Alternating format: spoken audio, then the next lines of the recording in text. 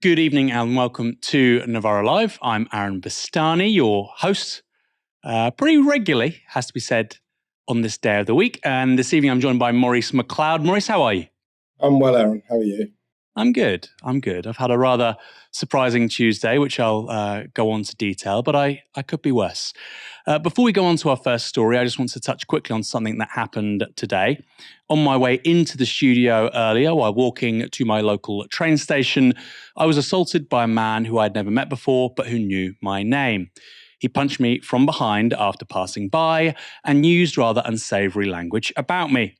Fortunately, I was able to pacify him and was helped by a passing member of the public after a few minutes. The police were called and an arrest was made. Multiple independent witnesses saw what happened. Now, in a way, I should count myself lucky that this took place in broad daylight and that there are witnesses who can corroborate what happened. But this was a completely unprovoked attack near my home, and my suspicion is this was a politically motivated assault on a journalist. This cannot be allowed to become normal. But in any case, I'm here to present tonight's show because I and my colleagues here at Novara Media refuse to be intimidated by bullies and thugs merely for having political opinions. So let's get to it. On tonight's show, this is what's coming up. Farage goes large at getting a surprise from the BBC. Prime Minister Rishi Sunak sends arguably his most toxic tweet yet, and the latest revelations concerning a certain GB News host. Stay tuned for all of that. The Prime Minister of the United Kingdom tweeted this today. This is what we're up against. The Labour Party, a subset of lawyers, criminal gangs, they're all on the same side, propping up a system of exploitation that profits from getting people to the UK illegally. I have a plan to stop it. Here's how. That's right. It's our country's leader, our Prime Minister, trying to link the official opposition to criminal gangs. It's giving Orban energy. That post was linked to this story in the Daily Mail. Exclusive. Lawyers charging £10,000 to make fake asylum claims. Special investigation exposes staff at immigration law firms briefing clients on how to lie to the authorities to win the right to stay in Britain. That story is about a handful of solicitors who are alleged to have coached an undercover reporter posing as an asylum seeker with no valid asylum claim on how to gain asylum in the UK. One accusation involves a legal advisor asking for £10,000 to invent a horrific backstory for the claimant. Another allegedly offered to falsely say that the claimant had been the victim of human trafficking. When one firm was approached by the Mail about one of its solicitors, it sacked him and closed an office, saying, quote, his actions breached the law and broke the Solicitors Regulation Authority's code of conduct. That seems like the right response if these allegations are true. If these solicitors have been gaming the system, they should be sanctioned and punished. But for Sunak to say this shows that Labour is in cahoots with criminal gangs is pretty remarkable and says how low the government is willing to go. There's been some response from Labour to Sunak's tweet, responding to a tweet from LBC host Ian Dale that was critical of the Prime Minister. Labour's Jim McMahon said this: when all else is lost, the only place you have is the gutter. Poor, yes. Desperate and pathetic from Sunak too. Maurice, what's your take on this story? Look, stories like this are a dime a dozen in the Mail, it should be said. And we're not really commenting on the accuracy of the story and the credibility of the allegations, although they seem quite strong. This is an important story. But park that. What's of real public interest here is that the government, given that it's polling 20, 25 points repeatedly behind the Labour Party, are sinking to new depths. For a lot of these people in politics, I kind of feel like they see it as a sort of game of rugby. It's just a posh sort of thing that they do, and it doesn't really, they can say and do things, it doesn't really impact on them. They sort of paint this binary world where you're either fighting for Britain and standing up for whatever, or you're on the other side, and the other side is the migrants and these dodgy lawyers who absolutely should be they're exploiting people. They absolutely should be sanctioned if that's what they're doing. And the Labour Party, a political party, this is the sort of binary nonsense that ends up with, sadly, what happened to you today. You end up with a society where the other side are literally the enemies, and they're all over there, and they're all against you. I think it's really serious. It's not just a bit of, political point scoring or I can maybe link Labour to these groups. And I don't think it's a mistake that I don't think it's a surprise, to be honest, that the Mail are focusing on this story either, because it's like it ticks all of their boxes. You've got criminality, you've got someone earning loads of money, sneaking people into the country who shouldn't be here. It sort of ticks all of the Mail's boxes as well. So, as you say, the important part is that the Prime Minister of this country is trying to associate the opposition of this country with criminal gangs and people that he wants to be hated. I think it's really dangerous. As a black person growing up in the 70s and 80s, I know what it's like to feel fear of random attacks on the streets, and what happened to you in that personalised way. I'm glad you're okay, but it's really worrying, and I think Sunak's playing a really dangerous game. Do you think it's getting worse? Because we've had these stories for a long time, and it felt to me like there was a crescendo of just misinformation and slander really in the 2019 general election. But my suspicion is, as the Tories struggle going into the next election, and I personally think they won't do as badly as the present polls suggest, but it looks like Labour will win a majority of some kind, that, they play the Linton-Crosby playbook, and, fundamentally what they do is they're pissing in the swimming pool and making it, unusable for the rest of us, which is to say that they're destroying the basis for any sort of common public conversation and consensus around political issues. Do you think we could see that being worse ahead of the next general election in 2023, 2024 than it was in 2019, even though Keir Starmer is clearly not as left as Jeremy Corbyn? It seems quite plausible that the political rhetoric could be just as bad. I think the rhetoric will be bad. And I don't know if it'll be as bad. I'm thinking it will be bad because these people still want power. They still want to cling on to power. And if there's any way that they can, get a few extra percentage points and save a few more MPs and have a bit more power, that's worth it. And they'll do or say whatever they need to say. I guess the bit I hesitate on though is that I'm not sure whether the sort of monopoly or the tsunami of press that was supporting every single story in 2019, I'm not sure if that will quite be the case. I'm not sure if the fear of Labour will be as great next time round. So yes, I'm sure that the Tories will put out whatever stories they need to try and trigger their base or whatever. But I'm not sure that it will get the blanket support that it did last time through the media. Yeah, I think there's something to that. And I suppose a big part of Starmer's strategy on this stuff is that it won't happen. And I mean, it's interesting. It's interesting in a very bad way, but it's an experiment fundamentally, isn't it? We want to find out just how right-wing the Conservatives are, how much they're willing to lean into conspiracy theories, frankly. Right now, various parts of southern Europe are on fire. Tourists have been fleeing roads as wildfires spread across the Greek island. In the Canary Islands, blazes in La Palma have forced the evacuation of 4,000 people. And in Italy, wildfires have approached the city of Palermo, forcing the closure of the airport there. Highest temperature records have also been smashed across the Northern Hemisphere this month. Scientists from the World Weather Attribution Project have said today that the heat waves would have been, quote, virtually impossible if not for human-driven climate change. Yet the Tory government seems to be making climate policy on the hoof, even more than usual, driven, as ever, by short-term self-interest. That's after some in the party have read the Uxbridge by-election result last week, where the Tories narrowly retained the seat, as showing the public aren't really interested in net zero policies. This was Rishi Sunak on ITV. Is your government still fully committed to ending the sale of petrol and diesel cars by 2030 and that net zero pledge, that central pledge of reaching that by 2050?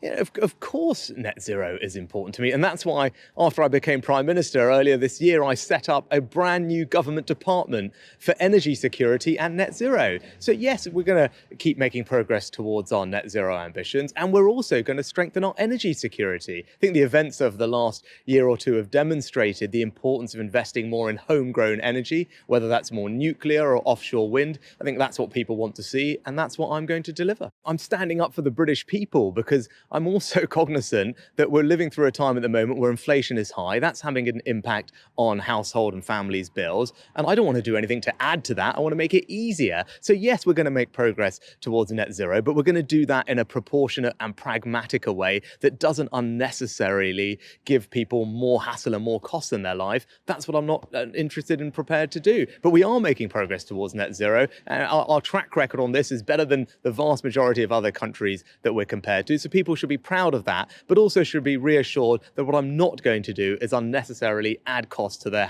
families' bills. That was all pretty vague. With a little more detail, today the Daily Mail ran a story with this headline. Could Rishi reverse the controversial ban on petrol cars? Prime Minister is poised to order a review of net zero plan to stop sale of new petrol and diesel cars in 2030, sources claim. The Mail goes on to report a government source as saying this about Sunak's attitude to the vehicle ban. It is fair to say he would be open to reviewing it. There is no review at the moment, but he wants to make sure we're always taking a proportionate and pragmatic approach, particularly as we are way ahead of a lot of other countries on this green stuff. That sounds really promising and informed, doesn't it? Including vehicles. The 2030 ban was introduced under Boris Johnson in 2020. They said it would put Britain, quote, on course to be the fastest G7 country to decarbonise cars and vans. But some backbench Tories have opposed the ban. Craig McKinley, who chairs the Net Zero Scrutiny Group, told The Express this. Putting aside the lack of electricity supply and rollout of charging network, the domination of China in the supply chain for the rare metals required for batteries should cause further concern. Uniquely, the UK stands alone with the 2030 date. The EU and US has kicked the date down the road to 2035, with Germany pushing for a perpetual exemption for synthetic fuel-powered traditional engines. We are likely to see our successful car industry decimated and oil refining capacity relocating abroad. The Uxbridge by-election shows anti-car policies are rejected by the public. Conservatives should never ban things. That's an interesting claim. We're a party of freedom and choice. The government would be well advised to scrap the ban. Conservative, we should never ban things. Think about what that means for a moment. We shouldn't ban paedophilia. Really? We shouldn't ban murder. We shouldn't prohibit theft. I mean, we prohibit lots of things in society because they're ethically bad or because they have very, very negative consequences. Just a stupid point from an underwhelming political party at this point. But a quick point also about that 2030 claim about how Britain was unique. You know, we're doing so much more than anybody else.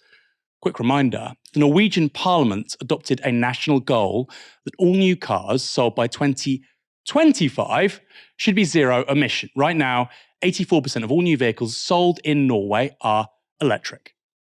That's in 2023, not 2030. So it's not that outlandish to say we could achieve this in 7 years' time. Responding for the government on Times Radio this morning was Levelling Up Minister Michael Gove. I think we need thoughtful environmentalism. I think that it's absolutely vital that we take steps in order to move towards net zero. It's absolutely vital that we have a strategy for nature recovery and a strategy for electrification of the grid and a strategy for decarbonisation overall. But there are some, the Just Stop Oil group, for example, who instead of engaging in a thoughtful debate about how we get to net zero and how we enhance nature, see the world in Manichaean terms, and they denounce any notion of, for example, using oil and gas as part of our transition. And I think that is a mistake. I think it's a mistake for two reasons. One, we win the environmental debate by sticking to the science, not by creating this sort of religious divide between the saved and the damned, the good and the bad. Well, and the second thing is, we also will need our own domestic oil and gas as part of the transition. But you, the Tory government, Conservative government, seem to be backing away from it under the protection of it's too expensive, where we know that polling done very recently for YouGov says that the current government are not doing enough. on the environment? I do agree that it's important that the government does press ahead with appropriate and thoughtful steps in order to safeguard the environment. But there are some specific areas where the cost that is being imposed on individuals risks creating a backlash. We've seen that happen in the Netherlands, and we don't want to get to a situation where the support you quite rightly point out for improving our environment curdles and turns into resistance. Okay, what about the banning the sale of new petrol and diesel cars from 2030? Is that immovable? Yes. It is immovable? Yes. Okay, well, thank goodness for that. Gove also appeared on Sky News, where he was asked about the European heatwaves. Scientists are saying there are links between the climate crisis, what we are seeing in Greece, the island that you're going to, and others, and the heatwave at the moment. Have we had enough of these experts? No. So why are we not concerned about what's going on Greece then? Oh, we are. I think, again, we've seen in the course of the last month 3 of the hottest days that the planet has had in recorded history. So naturally, making sure that we take appropriate steps to mitigate the impact of climate change is absolutely central, and the UK government has shown leadership in this area. A thoughtful environmental approach is one that characterises the way in which we, as a government, have responded to this. You guys are having a wobble because of what happened in Uxbridge and a few hundred votes in relation to ULEZ. No, I think it's important to draw distinctions here. So the ULEZ expansion that the Labour Mayor Sadiq Khan has contemplated is about asking hardworking people to pay a significant amount more during a cost of living crisis. My view is that the way in which you build support for the environmental change that we need is not by penalising people in this way, it's by showing leadership across the board. And that means everything from investing in nature recovery to making sure that the progress that we're making towards electric vehicles and making sure that the progress we're making more broadly on decarbonisation is properly directed. But it is also the case that a thoughtful environmental approach involves taking account of other economic factors as well. Don't penalise people. I agree, by the way. Don't penalise people. We shouldn't be penalising working class people as part of an approach to net zero. I agree, Michael. So what does that look like? It means subsidising retrofitting houses to make them more energy efficient. It means building a national network of quick chargers for electric vehicles. It means subsidising electric vehicles. Heaven forbid, it means building cycling infrastructure that actually gets people from A to B without fear of being knocked over. That isn't penalising anybody, but what it requires is doing stuff. And the Tories hate doing stuff and building stuff more than they hate penalising people, because penalising people in their little world doesn't cost anything. Doing stuff costs things.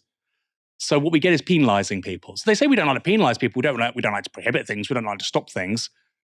Well, your recent legislation in regards to protest might disagree with that, might dispute that you don't like to stop things. So your approach to Just Stop Oil, you don't like to stop things or prohibit things. You do. Maurice, the Tories were actually quite ambitious on climate change under Boris Johnson. It wasn't something which was frequently said because, of course, at the time the alternative was Jeremy Corbyn. But there were pretty ambitious objectives by global standards, certainly compared to the US or Canada or Australia, when it came to reducing emissions. More recently, though, their rhetoric means they kind of sound like they might end up in a similar place to where the US Republican Party is at. What's your read there? Or am I just being overly pessimistic? When Boris Johnson was around, he had to make noise about the environment because Corbyn was there, because there was, we were talking about the Green New Deal and all sorts of things like that. He had to sound as if he was going to do something on this area that the public want. 84% of whatever of the public is worried about climate change. So, Johnson, and the thing he was good at is saying what people wanted to hear, and what they wanted to hear was good talk on climate. Now, the Tories are always in this bind over this stuff because they're raison d'etre, they're funders. The reason they are there is to support business, and business needs short term. Don't get in our way. Let us burn and do what we want. And climate restrictions are the opposite of what they want. So they've got to sort of sound very. They've got to talk about their determination to do something while doing as little as possible. It's this sort of place they find themselves in, and it's a massive opportunity, to be honest, for Labour. It's a massive opportunity to go, well, we're the party that really will take this seriously, and we'll really push ahead, and we'll lead the vanguard on this sort of most important issue facing the world. We've been able to pretend for ages that sort of the climate emergency was somewhere else. It was happening in the global south, and now it's in Europe and America, and it's affecting people's lives and holidays. It's a massive opportunity, I think, for Labour to be in a better place than maybe they are at the moment. What's your read on where the Tories are at? So I think what it seems to me is, by the way, I personally think the Tories will ditch the 2030 pledge. I think it's inevitable because then, there are many councils. There's been great research on this. They're not building a single charging point for any electric vehicles. Anybody watching or listening to this will know how infrequently you'll find these places. Some parts of the country, very good. Other parts of the country, just complete deserts for it. What's your view, Maurice? Do you think they will ditch it? Because, of course, Gove is saying they won't. Sunak seems to be having a wobble. Ultimately, Sunak's the Prime Minister. The mood music would seem to indicate they will. And it's also a great wedge issue, isn't it, in the next general election? Even though this is presently a Tory policy and it was introduced by Boris Johnson, these people will ban your car by 2030 and we won't. It's puerile, it's stupid. So I'm presuming the Tories will adopt it. Absolutely. It's, for cars in some parts of the UK, guns in the US, it's one of those things.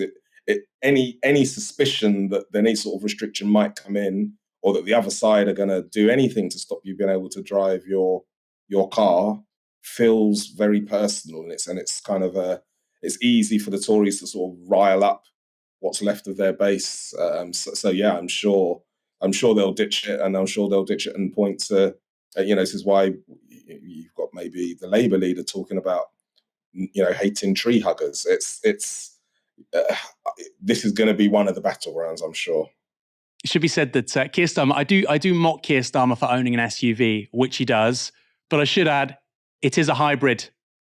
So he's not doing too badly, despite running over a cyclist in recent memory. Keir Starmer was on a slightly better trajectory than a few Tories. And I personally think, just to round this story off, that the Tories will ditch this, and I think they will go very right, very quickly on climate change, because it's what they have to do. They've got to cement their base, and it's not going to necessarily win you a majority. It's not going to be effective policy for the challenges of the 21st century. And my God, this week really brought home how quickly climate systems are breaking down globally, but it could help them stop a Labour majority. I don't think that's likely, but I think it's possible. And can I just say, by the way, I doubt Michael Walker is watching this. He's having a very well-deserved day off. But if you want to know a little bit more about how bad the situation is right now, watch yesterday's show. The first 10 minutes, written by Stephen, who's in the studio here, presented by Michael, and of course produced by Fox and Alex, was a masterclass of environmental reportage. Can't recommend it enough. If only the Tory party would watch it and maybe pay attention, things might be a little better. Once upon a time, Britain was known for its railways. The first ever intercity line was built here in Britain in 1830. It connected Liverpool and Manchester. You could say we were world leading, that favourite buzzword of our political class. However, more recently, Britain has fallen behind. The country has less high-speed track than Germany, France, Spain and Italy, and as of March 2020, just 38% of the country's rail network was electrified. For context, in the EU, that figure is 56%. For China, it's 66%. And for Japan, it's 75%. So whether you support private or public ownership of rail, I definitely support public ownership. It's inarguable that we are laggards when it comes to a modern rail network. It's simply indisputable. So imagine my shock when I read yesterday how the British taxpayer was going to help finance a new high-speed electric railway in Turkey. Here's the government's press release. UK Export Finance, UKEF, UK Government's Export Credit Agency, has underwritten 781 million euros of financing, equivalent to 680 million in loans, to support construction of a 286-kilometre high-speed electric railway in southern Turkey. With financing provided through UKEF's biocredit facility, Ronan Sands Holding will finish construction of the Mersin-Adana-Gaziantep high-speed railway on behalf of the Turkish Ministry of Transport. The deal is expected to create new multi-million-pound export contract opportunities for the UK's infrastructure, engineering and project management sectors, supporting the Prime Minister's priority of growing the UK economy. This signals key future opportunities for UK exporters, with Ronan Sands Holding, one of Europe's 10 largest construction companies, intending to use the high-speed rail project to build its wider relationships with the UK supply chain. So, to be clear, and I've seen a fair bit of this on Twitter, the taxpayer isn't paying to build a high-speed railway in Turkey. This is not some act of charity by the government. It's important to say we could do with a few more high-speed rail lines in this country. Rather, we're offering security on the finance for its construction. The loans are being provided by JP Morgan, ING Bank and BNP Paribas.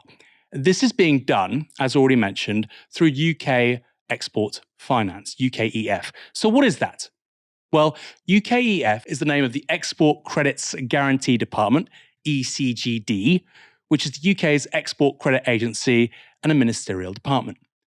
ECGD recently celebrated its 100th anniversary, so it's not some newfangled invention, and is the longest-running export credit agency in the world.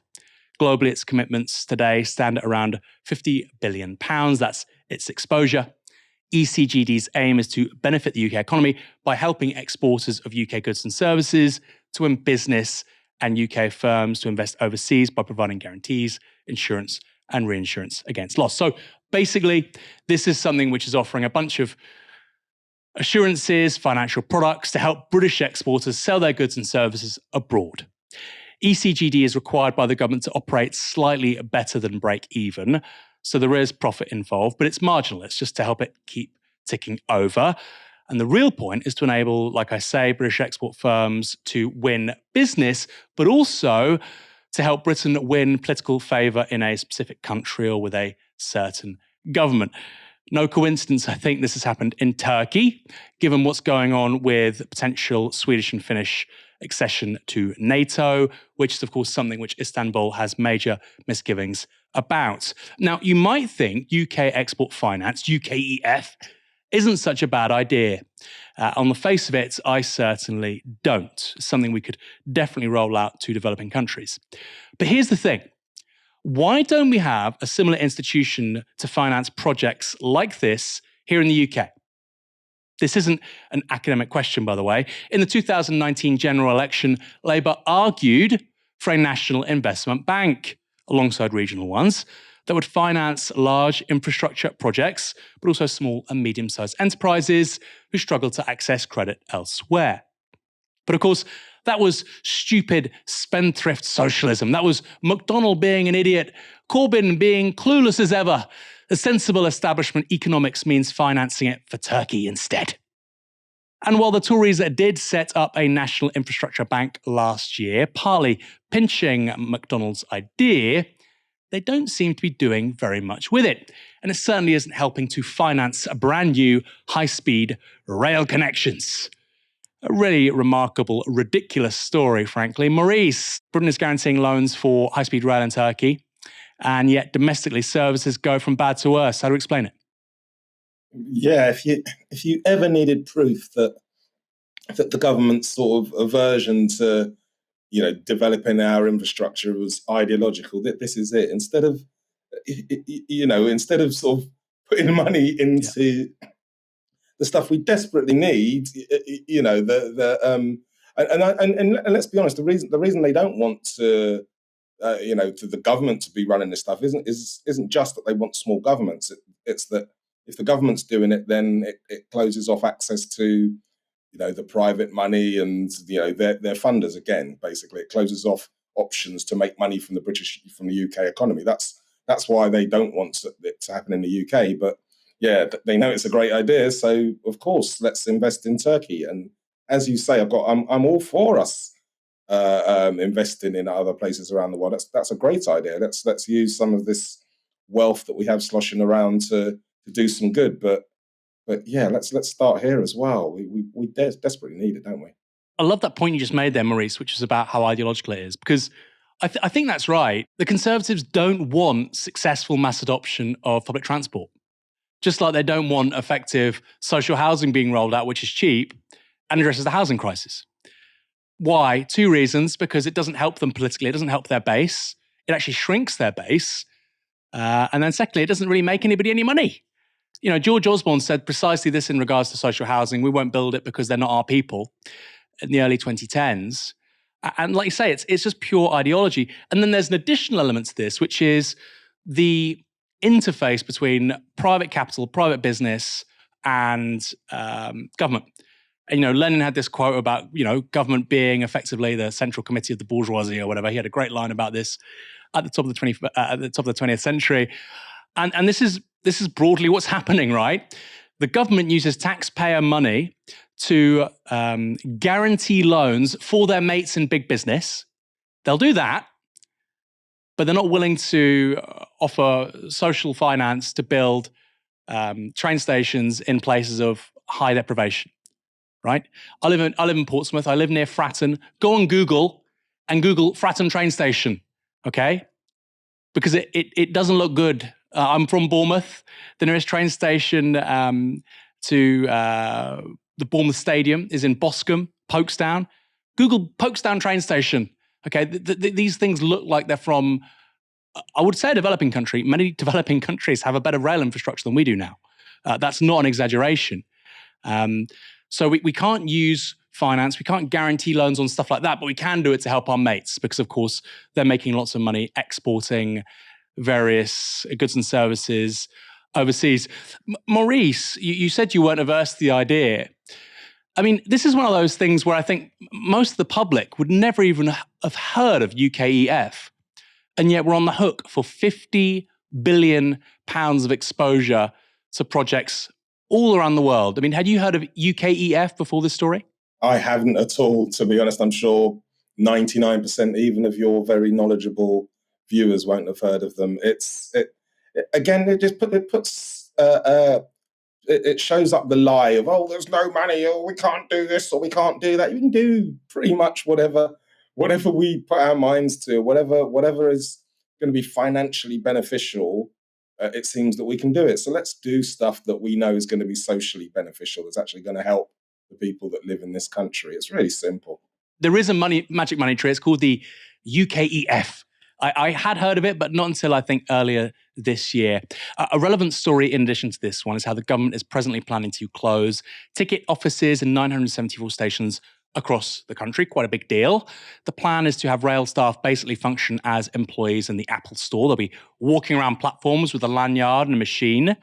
But despite this being backed by the Tories, the Chancellor Jeremy Hunt complained about railway ticket office closures in his own area the day before those new plans were unveiled.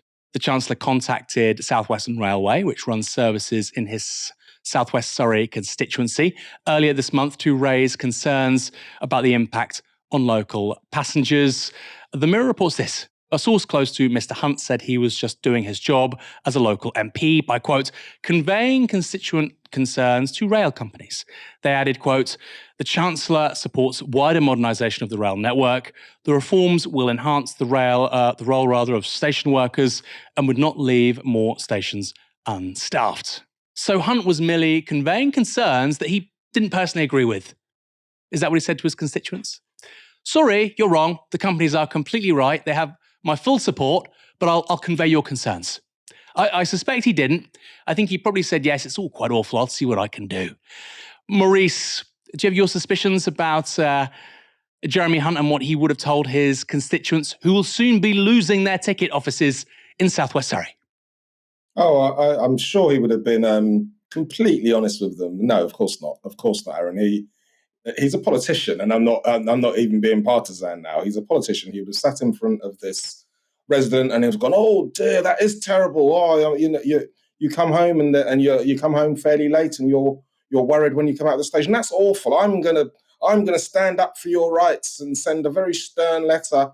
And he sends a letter, he shows them what he's done, and they're all happy, and then nothing happens, and he comes back and goes, well, I did fight for you. And they feel loved, and, you know, they feel that, you know, he lost, but he gave it a right royal go. It's performative politics. I'm not even sure if the constituent thinks that he's really fighting on their behalf. Byline Times has now released the third instalment of its 3-year investigation into GB News host Dan Wootton. And the accusations levelled against Wootton in this one are pretty serious. Before we get onto them, we should say some aspects of this story involve graphic sexual language and threats. Early this month, Wootton's former partner Alex Truby said this: "While Dan was in New Zealand visiting his family, I stayed at his flat to cat sit, and one day while doing some laundry, I found a hodl stuffed down the back of the washing machine. It was locked with a padlock, so naturally I wanted to know what was inside, and I found an external hard drive. On it, I found a video of one of Dan's supposed friends, a Sun employee, having sex with his boyfriend. The video clearly was made in secret and filmed from afar by a hidden camera.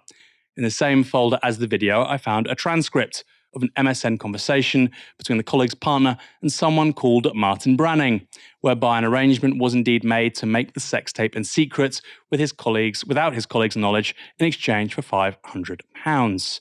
I knew instantly that Martin Branning was Dan."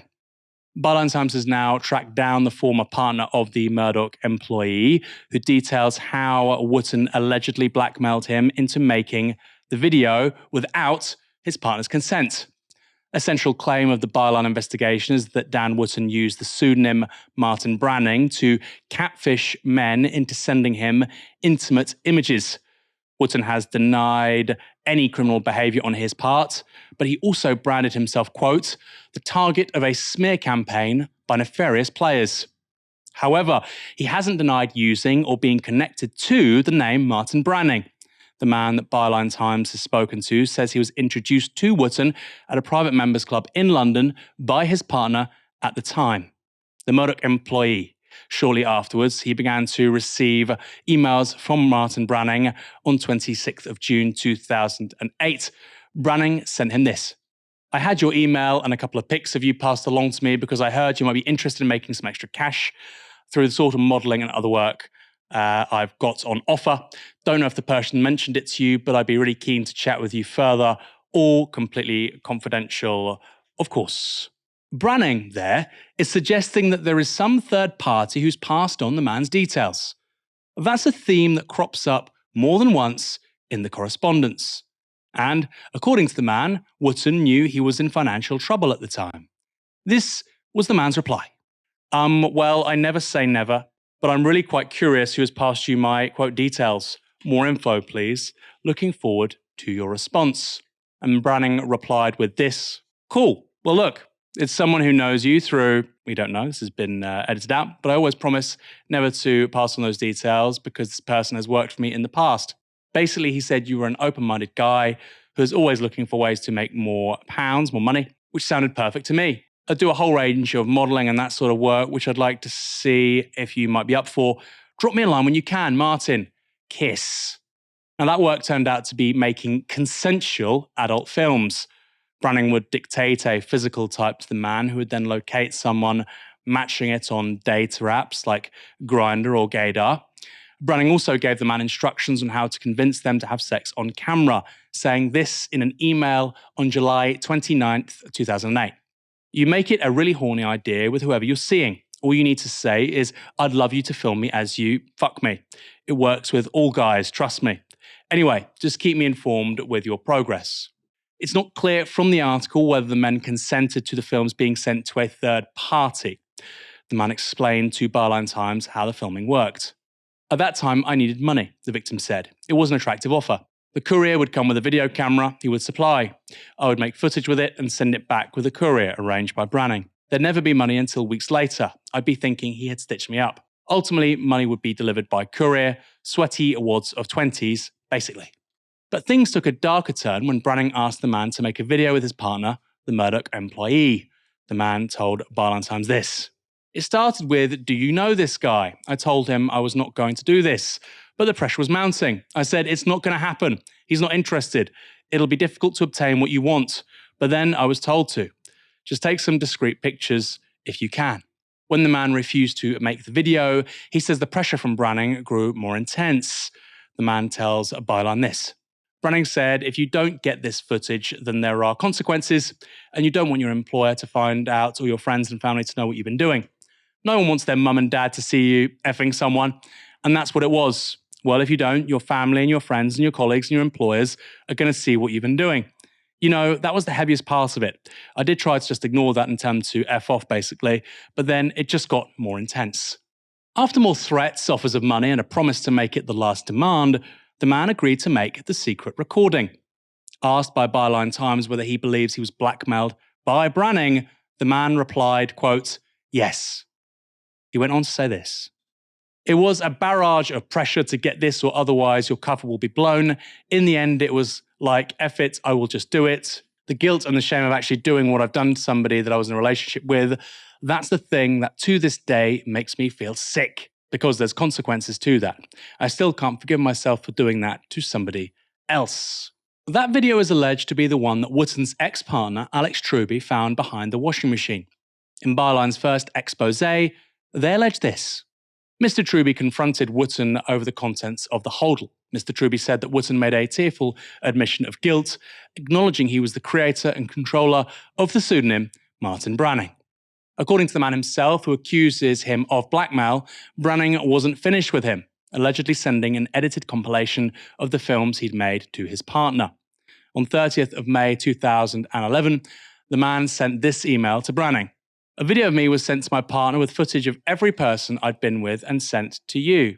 You promised me that wouldn't happen. You really don't know the damage caused. Branning replied, resurrecting the mysterious third person with this. Fuck, really? Must have been the other guy because he was getting really annoyed you couldn't get any footage with. Who thinks he knows? What happened? Sorry. But according to the man, it didn't end there. He also told Byline Times this. And then it was harassment. It was horrendous. I left London to get away from it all. I changed my phone number, blocked all of these Martin Branning email addresses that would come in, but he still managed to get hold of me until 2018, when it stopped. So what has Dan Wootton said about these accusations? Byline Times reports putting these new allegations to his representative, but have so far received no response.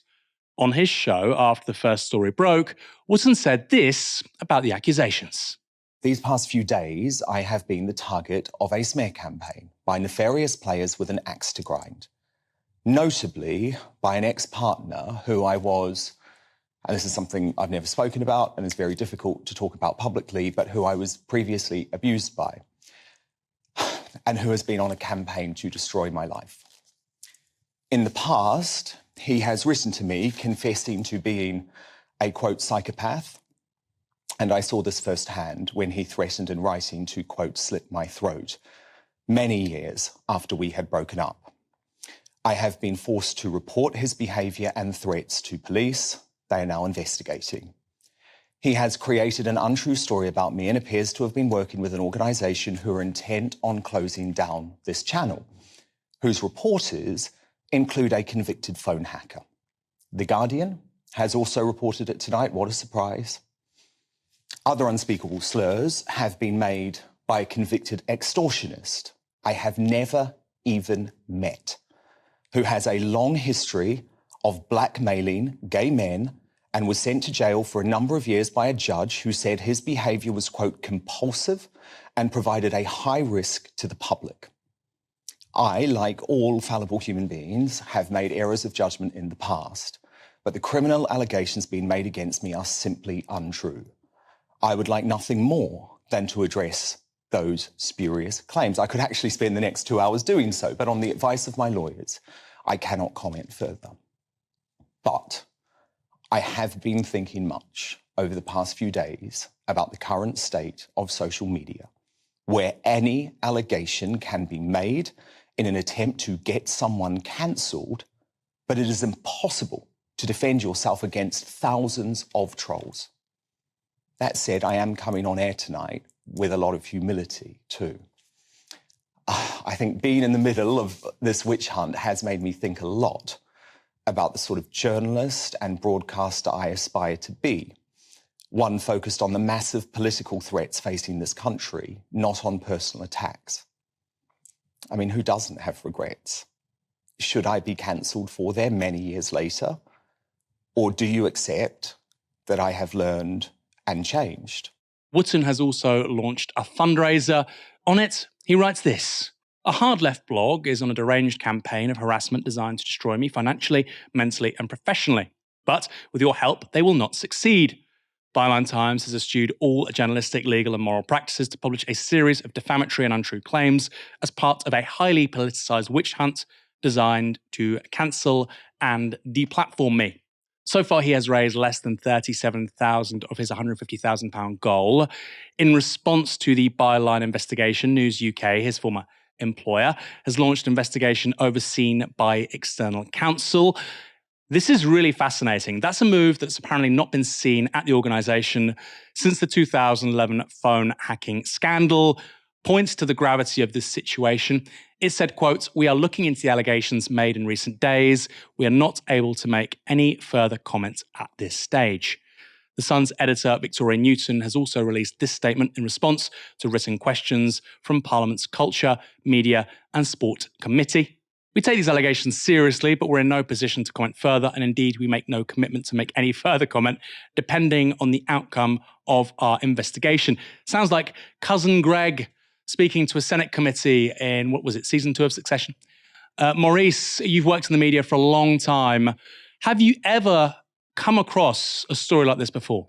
I'm sure there are lots of, I'm trying to pick my words carefully. There are lots of journalists who over the years have done pretty horrendous things. So that I don't think is rare. I mean, but these and obviously I have no idea about the truth behind, some of this Dan Wootton stuff. I wasn't overly aware of. I don't pay that much attention to him. But for the severity of what's being alleged, you would and especially when you look at maybe how the things I have seen of him being very, very critical of people like Meghan Markle and whatever, and being very moralistic and what have you. You would think with the strength of these accusations that the response would be a lot more. I'm surprised that he's on air. I'm surprised that he's not been suspended while he sorts it out or whatever. I got to say, nothing that powerful journalists do is going to be that surprising. I think if you let people feel that they can do or get away with anything and that they're cleverer than everyone else in the room, maybe sometimes they act like that. Yeah, I think it's an interesting one, isn't it? Because, look, we don't know if Martin Branning is Dan Wootton. That's a key distinction to make. But it's interesting how, in the abstract, you could think about how journalists who employed certain strategies to entrap people professionally might seek to use them in their personal lives. And it's an interesting question. Was this journalism? Was it somebody using those same techniques to gain personally, professionally? Was it something else? Was it something a bit more deeper? Questions that, frankly, we can't ask here on Novara Media for the time being. There's more we should talk about on this story, because since Byline began publishing their investigation, journalists at the outlet have faced threats. A blood-like liquid was found smeared across the windscreen of a Byline journalist. And there's more, as Yahoo News explain here. Peter Jukes, co-founder and executive director of the Byline Times, says the incident came after one of his reporters was targeted by a phishing email earlier this week, which may have given away their address. It was followed by an abusive email sent to the newsroom on Saturday night with the subject, "Over Dan Wootton," reading, "See you at the office and blood will flow." On Sunday afternoon, Jukes returned a missed call and was told, "Are you Peter? You're going to regret this." Jukes says that while receiving threats is, quote, "dark and disturbing," his reporters are not deterred, adding, "It doesn't stop us. We double our efforts not to be cowed or intimidated." Well done, Peter. Our solidarity here at Novara Media goes to you and everyone at Byline Times. Really outstanding work of journalism on this stuff so far, and this is absolutely unacceptable in response Maurice, quickly, are you worried about a rise in attacks on not only politicians but journalists too? I mean, this happened to myself today. It does feel that slowly but surely this is becoming an incredibly common part of politics in this country. It's really worrying. There was the attack on Owen a while back, wasn't there, as well? Owen Jones a while back. I don't see it getting any better. I don't see anything that's going to change the direction of travel, and the direction of travel is a really worrying one. When you've got, especially the journalists on the left, they're normally working for quite small, don't mind me saying, poorly resourced organisations, and so. You don't. You're not very protected often. You don't feel very protected, and so this is really concerning. I'm sort of old enough not to be out there on the streets, I guess, but I'd be really worried if I were young and getting into sort of political journalism at the moment. Nigel Farage recently had his Coutts Bank account closed, and the release of an internal memo from the bank, which Farage managed to get hold of after a subject access request, appeared to show that his political views were part of the reason he was, quote, debanked. But that was only after the BBC published this story. Nigel Farage, bank account shut for falling below wealth limit, source tells BBC. Co-written by the BBC's business editor Simon Jack, the story went on to say this. Nigel Farage fell below the financial threshold required to hold an account at Coutts, the prestigious private bank for the wealthy, the BBC has been told. It is understood he was subsequently offered a standard account at NatWest, which owns Coutts. Mr. Farage has said he believes his account is being shut for political reasons, and he's since been turned down by 9 other lenders. But a source familiar with Coutts' move said it was a commercial decision. Last week, Dame Alison Rose, the CEO of NatWest Group, which owns Coutts is a subsidiary of NatWest, wrote to Farage with this apology. I am writing to apologise for the deeply inappropriate comments about yourself made in the now published papers prepared for the Wealth Committee. I believe very strongly that freedom of expression and access to banking are fundamental to our society, and it is absolutely not our policy to exit a customer on the basis of legally held political and personal views. Well, the documents that Farage got hold of would seem to indicate otherwise. That was the bank's apology. On Monday, it was the BBC's turn. This was Farage on GB News. I felt that the BBC, frankly, were being a little bit slow in correcting the story and changing the headline. And I thought the hurt the story had caused me was such that actually I really, really, really wanted an apology. Well, BBC apologies are very, very rare. They only happen once every few years. But today I got that apology, and it began with Simon Jack, the BBC's business editor. And he says, the information on which we based our reporting on Nigel Farage and his bank accounts came from a trusted and senior source. Interesting. However, the information turned out to be incomplete and inaccurate. Therefore, I would like to apologise to Mr. Farage. On top of that, I got a letter this afternoon, which I was pleased to get, and it came from Deborah Turness, the CEO of BBC News and Current Affairs. And I'm going to put the letter up on your screen now. And let's go through what is significant. Made very, very clear that it repeated that the information turned out to be inaccurate. And at the bottom of that paragraph, she says, I would therefore like to apologise to you on behalf of BBC News. Thank you. Thank you. Thank you, Simon Jack. Thank you, Deborah Turness. I know some will say it took too long, but thank you. A fulsome apology from the BBC is not something that happens very often. I'm delighted to get it. It looks like Coutts and the BBC aren't out of the woods yet, though. That's after the Telegraph reported this. Pressure mounts on NatWest chairman over Farage bank scandal. The article goes on to say this. Dame Alison's career is hanging in the balance after the BBC apologised on Monday for an inaccurate story that claimed Coutts, which is owned by NatWest, shut down Mr. Farage's bank accounts because he did not meet its financial requirements. The broadcaster said the story by Simon Jack, its business editor, had come from a, quote, trusted and senior source. Mr. Jack sat next to Dame Alison at a charity dinner in London the night before the article was published. Days earlier, Mr. Farage had disclosed that his account with Coutts had been closed, quote, without explanation. Sir Howard Davies, NatWest chairman, is now facing calls to launch a board-level inquiry into the leak. I have to say, I find this a pretty remarkable story, and it works on multiple levels. Firstly, Farage is debanked. You might not care about that. I think it's bad because this will happen. It will come for the left eventually, this stuff. But park that. Then something is briefed to the BBC, which it appears is untrue, and the BBC publish it. That, to me, is far more concerning, particularly as somebody on the left, because there's a few things. Firstly, big institutions like Coutts are perfectly happy to lie.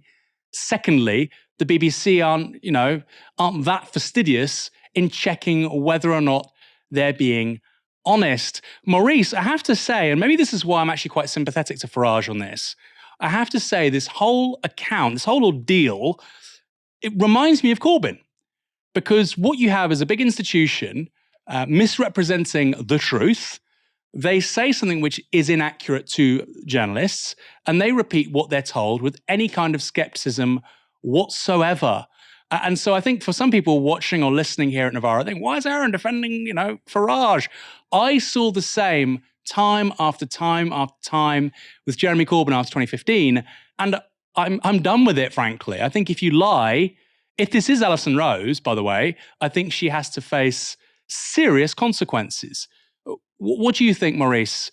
Who's worse here, Alison Rose, Simon Jack? We don't know yet, by the way, if Alison Rose is the one who told Simon Jack, but that's what Farage is insinuating. And what do you think should happen to both of the individuals involved? You're right. We can't have a situation where your political views, restrict you from something like banking. We just simply can't have that. If it's going to happen to someone like Farage, it's definitely going to happen to left-wing organisations. So we need to be very aware of that. But seeing him sort of bleat on as it's like having Man United versus Man City. It's you've got Nigel Farage against Coutts Bank. I can't be really cheering for either of them. But yes, he's been badly. He's been treated badly, and it's exactly what happened and happens to the left. It's exactly the sort of smears that happen, not just against Corbyn, but against the families of someone who's killed by the police, or there's a really familiar sort of flow to this, where powerful institutions are able to get their messages not just out there, but get them accepted as fact, and maybe with an apology a tiny bit later. So it does matter, but like I say, I hate having to care about Nigel Farage. That's such a good point about the police, Maurice. It's exactly the same. Powerful institution says something, BBC uncritically promotes their message. That's a really, really good point. Quickly, this is broken in the last half an hour. NatWest has insisted it has, quote, full confidence in Alison Rose, despite the chief executive admitting she made a, quote, serious error of judgment. Is she admitting that she said these things to Simon Jack? I mean, that's interesting. The banking group's chairman, Howard Davies, said the board's support for Rose came after, quote, careful reflection, but warned she could see her pay docked as a result of the controversy. I find that extraordinary. She should resign, my view. Simon Jack potentially should be disciplined, but ultimately his failure was to believe somebody who wasn't telling the truth. To add here, Davies himself added, this is Howard Davies, the group's chairman, quote, the board has noted Alison Rose's statement on the circumstances of her conversation with BBC journalist Simon Jack and her further apology to Mr. Farage. That's obviously a variable. Very interesting story. If only Jeremy Corbyn could defend himself and do rebuttal like Nigel Farage, we'd probably have a Labour government. This evening, that is all for now, however. Maurice, thanks for joining me tonight. Thanks very much, Aaron. It's been great. And thanks for everyone who's watched this evening. Thanks for all of your super chats, by the way, and all of your solidarity. Come back for tomorrow's show. We'll be live from 6 p.m. For now, you've been watching Novara Media. Good night.